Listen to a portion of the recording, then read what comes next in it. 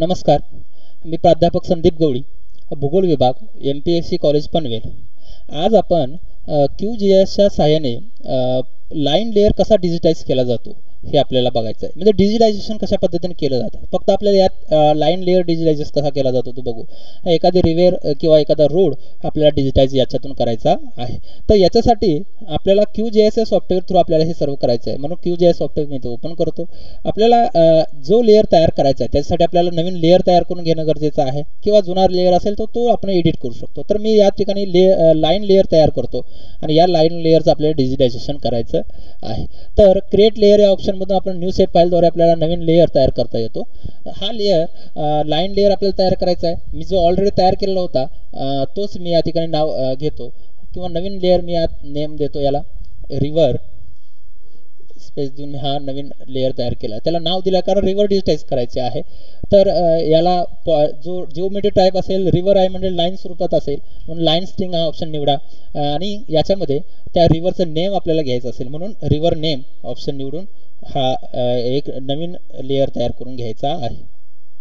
तर नेम हा ऑप्शनद्वारे आपल्याला एक फील्ड ॲड करून घ्या आणि हा आपला लेअर इथं तयार झालेला असेल.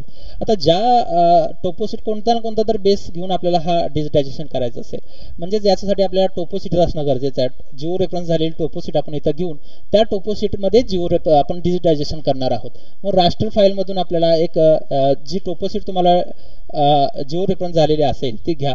जसं की इथं 47F जिओ रेफरन्स फाईल माझ्याकडे आहे ती मी इथं ॲड करून घेईल आणि इथं क्लोज करेल. म्हणजे आपल्याला ज्या भागाचं डिजिटायझेशन करायचं टोपोसिट इथं आपल्याला आलेली पाहायला मिळेल. या टोपोसिटचं मला डिजिटायझेशन करायचं आहे. मग या टोपोसिटमध्ये कोणता ना कोणता तर भाग लाईनच्या स्वरूपात असणारा जो भाग आहे तो मी डिजिटाइज करणार आहे. तर यामध्ये इथे आपल्याला रोड किंवा रिव्हर या स्वरूपात कोणताही स्वरूपाचा डेटा आपण डिजिटाइज करू शकतो. इथं असणारी एक रिव्हर जी आहे ती मला एक डिजिटाइज करायची आहे. जसे की ही एक रिव्हर आहे जी या ठिकाणी डॅममध्ये जाऊन मिळते, किंवा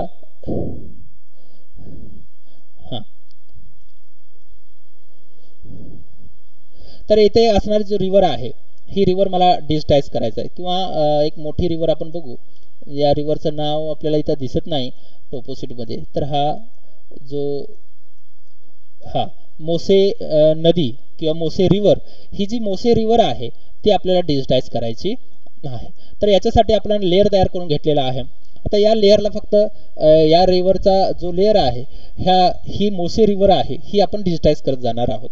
मग हे डिजिटाइज करण्यासाठी लेअरला ऑप्शन टॅगलेटेड ऑप्शन ऑन करणं गरजेचं आहे. तो डायरेक्ट इथं आपल्याला पाहायला मिळेल. टॅगलेटेड ऑन केल्यानंतर आपल्याला नवीन ऑप्शन दिसतात की ॲड लाईन फीचर, या क्लिक करा. ॲड लाईन फीचर क्लिक केल्यानंतर आपल्याला इथं पॉइंटर जो आहे, जर माऊस पॉइंटर बघितला तर आपल्याला तो एक वेगळा लोगो आपल्याला दिसेल की जो डिजिटायझेशनसाठी आवश्यक असणारा लोगो आपल्याला दिसतो. हे झाल्यानंतर आपल्याला डिजिटायझेशनला सुरुवात करतो. तर याच्यासाठी हा रिव्हर डिजिटाइज करायचा आहे, त्याला क्लिक करा आणि या स्वरूपात तुम्ही ज्या रिव्हरच्या सेंटरमधून आपण झूम करून हा डिजिटाइज करत घ्यायचं आहे. तर अशा पद्धतीने हे डिजिटायझेशन आपल्याला करता येतं. ही पूर्ण रिव्हर या पद्धतीने आपण डिजिटायझेशन करू शकतो. हे करताना बारकाईनं काम आपल्याला हे डिजिटायझेशनचं करावं लागतं, कारण हे डिजिटायझेशन हे झूम केल्यानंतर जर केलं आपण तर आपल्याला ते ॲक्युरेट स्वरूपाचं हे डिजिटायझेशन होणार आहे. जर का आपण झूम आउट करून जर केलं तर त्याच्यामध्ये थोडे एरर्स राहण्याची शक्यता असते. त्यामुळे हे डिजिटायझेशन जे आहे, लाईन लेअर डिजिटाइज करतो आपण त्यावेळी तो काळजीपूर्वक करणं आपल्याला अपेक्षित आहे. तर हा मी इथपर्यंतच करणार आहे. एवढ्या स्वरूपात मी रिव्हर ही डिजिटाइज करणार आहे. म्हणजे इथून मला इथपर्यंतची रिव्हर डिजिटाइज करायचं आहे. हे मी डिजिटायझेशन केल्यानंतर आपण राईट क्लिक केल्यानंतर आपल्याला तो स्टॉप होणार आहे. म्हणजे आपल्याला जो रिव्हर डिजिटाइज केले त्याच्या संदर्भात कोणकोणती माहिती भरायची आहे ते विचारलं जाईल. पहिला आयडी आहे, तो आयडी मी टाकला. त्या रिव्हरचं नाव जे आहे ते नाव आपल्याला इथं टाकता येईल. जसं या रिव्हरचं जे नाव होतं ते मोही रिव्हर या स्वरूपात काहीतरी नाव होतं ते आपण यात टाकलेलं आहे.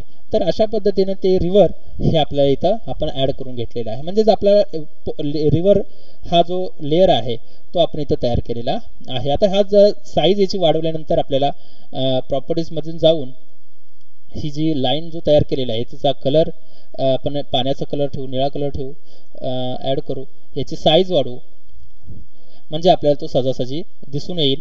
बघा यामध्ये अप्लाय म्हटल्यानंतर आपल्याला हे जी आपण रिव्हर डिजिटाईज केले ते आपल्याला इथं दिसणार आहे.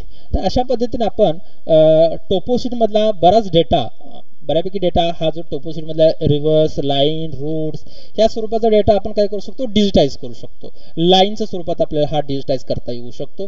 आता हा जो डिजिटाईज केलेला डेटा झाल्यानंतर आपल्याला डिजिटेशन झाल्यानंतर आपल्याला हा सेव्ह करणं गरजेचं आहे. सेव्ह करा, त्याच्यानंतर स्टॉप एडिट म्हणा, आपल्याला डिजिटायझेशन पूर्णपणे कंप्लीट झालेलं असेल. मग अशा पद्धतीनं आपल्याला रिव्हर, रोड किंवा इतर कोणत्याही प्रकारचे घटक आपल्याला QGIS मध्ये डिजिटायझेशनद्वारे आपल्याला डिजिटाईज करता येतील. टोपोशीटच्या आधारे आपल्याला हे डिजिटायझेशन आपण करू शकतो. तर पॉइंट, लाईन आणि पॉलिगॉन या 3 पद्धतीने आपल्याला टोपोशीट ह्या डिजिटाईज करता येतात आणि त्याच्याद्वारे वेगवेगळ्या स्वरूपाची माहिती सुद्धा आपल्याला याच्याद्वारे ठेवता येते आणि याच्यानंतर आपण त्याच्या स्वरूपात ॲनालिसिस करण्यासाठी याचा उपयोग आपल्याला होऊ शकतो. तर अशा पद्धतीने आज आपण लाईन लेअरच्या स्वरूपात डिजिटायझेशन कसं केलं जातं हे बघितलेलं आहे.